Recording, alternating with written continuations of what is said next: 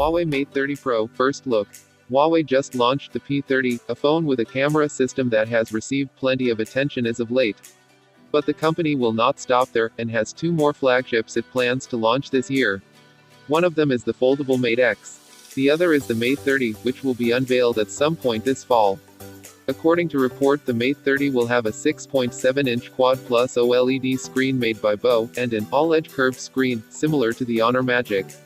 The phone is also expected to feature a next-gen 7nm Kirin 985 SoC that will come with a built-in 5G modem.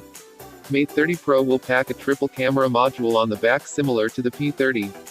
It'll be interesting to see whether the P30's periscope lens will hit the Mate series this year as well.